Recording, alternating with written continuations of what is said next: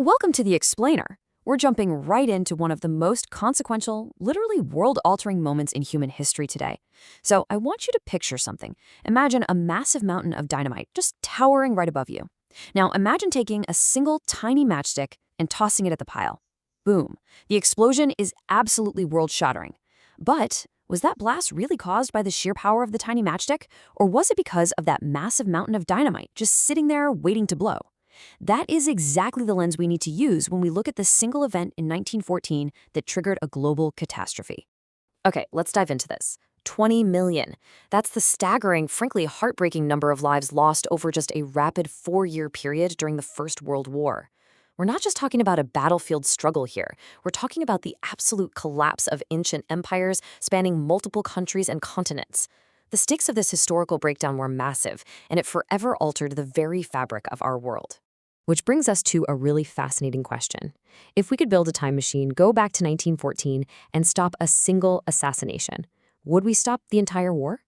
It sounds so sensational, right? The idea that one single teenager caused the whole world to burn. But as we unpack the source material today, we're going to pivot away from that myth.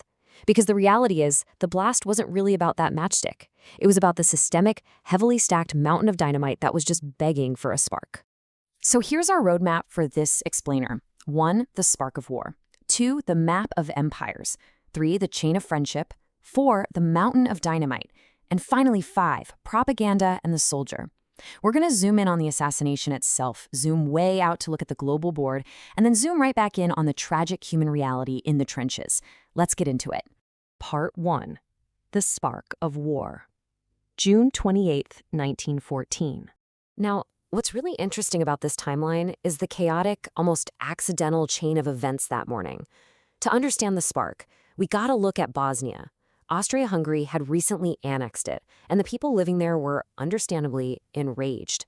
A revolutionary student group pops up calling themselves Young Bosnia, and they didn't just want freedom from Austria-Hungary. They had this grand vision to unite with neighboring Serbia and build an independent South Slavic nation, Yugoslavia. Fast forward to that morning. 10 a.m. The Austro-Hungarian Prince Ferdinand and his wife Sophie are visiting. A revolutionary actually throws a bomb, but it literally bounces off the prince's car. No way, right? At 10:15 a.m., it blows up in a side street, injuring 20 people. Naturally, the prince is totally shocked and later cancels his meetings so he can go visit the injured in the hospital. But then, on the way there, his car takes a fateful wrong turn. The driver stops to correct the route, and they just so happen to find themselves a mere 5 feet away from a 19-year-old student named Gavrilo Princip. Seconds later, Princip shoots. And just like that, the spark is lit. Moving on to part 2, the map of empires, setting the board in Europe. So to understand why that one isolated shooting set the literal entire world on fire, we have to zoom out and look at the geopolitical map of Europe back in 1914. This wasn't a map of independent, free nations like we know today. Not at all. This board was dominated by sprawling, aggressive empires. On one hand, you've got these vast territories ruled entirely by monarchs, the Austro-Hungarian, German, Russian, Ottoman, and British empires. On the other hand, get this. Only 3 European countries at the time were actually democracies. Just France, Switzerland, and San Marino. That's it. And these monarchs, they paid absolutely no heed to the people. In fact, right before the assassination, the Austro-Hungarian and Russian empires made this highly secretive backroom deal over the Bosphorus Strait and Bosnia. This ruthless land grab completely infuriated neighboring Serbia and the Slavic people, drastically heightening regional anger. So, as you can see, the board was dangerously set. Part 3. The chain of friendship, the falling dominoes. Enraged by the assassination, the Emperor of Austria-Hungary sets off this cascading, frankly bizarre chain of friendship that ends up dragging the entire planet into a bloodbath. Let's walk through these rapidly falling dominoes. Step 1. Austria-Hungary attacks Serbia in retaliation. Step 2. Russia, feeling an ethnic kinship with the Slavic Serbs, steps in to back Serbia. Step 3. Germany, honoring an old promise, steps in to back Austria-Hungary. Step 4. France steps in to back Russia and Serbia. And finally, Step 5. Britain joins the fight due to their own alliance treaties. It's actually worth noting that Italy used a clever little loophole to back out initially, arguing they only agreed to defensive pacts. But then the Ottoman Empire jumps in. which eventually drags in global colonies like India, whose people were used as soldiers, and later on nations like the USA and Japan. The whole world gets pulled in. That brings us to part 4, the mountain of dynamite, systemic root causes. Okay, so the dominoes fell, the matchstick was struck. But why were all these nations so incredibly eager to fight each other in the first place? I mean, if an assassination happens today, most countries don't instantly plunge into a global war. What was so different back then? Well, the world was essentially primed for destruction by 4MAIN systemic causes. Think of the acronym MAIN. First, nationalism, but a jingoistic, highly race-based nationalism where leaders actively convinced people their country was vastly superior. Leaders like Bismarck had used this exact sentiment to unite Germany. Second, imperialism, the aggressive expansion and literal looting of resources from other lands. Third, militarism, massive spending on brute force to protect those empires. And fourth, alliances, specifically the Triple Alliance versus the Triple Entente, which just bred this deep, constant paranoia across the entire continent. And this brilliantly illustrates the sheer scale of the problem. The staggering militarism of the six great powers is just undeniable. Look at the numbers. In 1870, they spent around £94 million combined.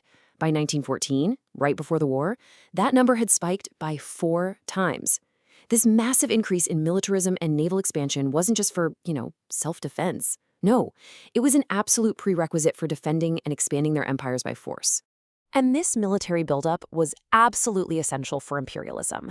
The sources we're looking at define imperialism through a very specific lens, as the highest stage of capitalism, where empires basically capture other countries to exploit their raw materials and cheap labor for profit. Think of the East India Company's total drain of wealth from India. Even famous capitalists of the time like Henry Ford observed the undeniable link between war and capitalism. These empires were expanding aggressively just to secure more resources and new markets. But here is where the story gets truly, truly absurd. The ultimate family feud. Did you know that Kaiser Wilhelm II of Germany, Tsar Nicholas II of Russia, and King George V of Britain were all first cousins? The monarchs of 3 of the most powerful empires on the planet were literally from the exact same family. This whole global conflict was essentially a lethal Game of Thrones that even their grandmother, Queen Victoria, couldn't stop. Millions of lives were thrown away over what was basically a family dispute. It's wild. Finally, Part 5, Propaganda and the Soldier, the Human Toll. This brings us to a really uncomfortable question. If this whole thing was just a feud between royal cousins fighting over imperial expansion, why would the common, unemployed man ever agree to fight and die for it? Well, it all comes down to the messaging. On one side, you have this intense glorification of war.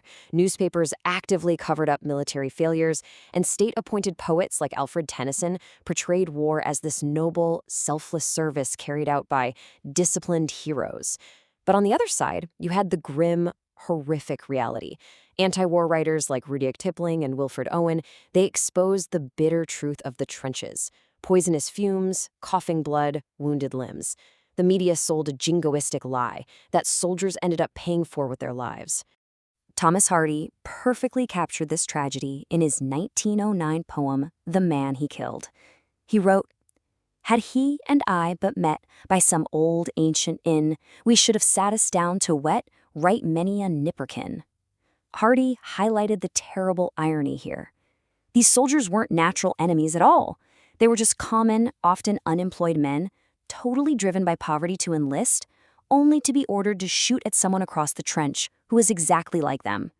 So the crucial point is really captured by the events of the 1914 Christmas truce. Right in the middle of all this absolute carnage, British and German soldiers actually stopped fighting. They came together on the battlefield, sang songs, and exchanged food.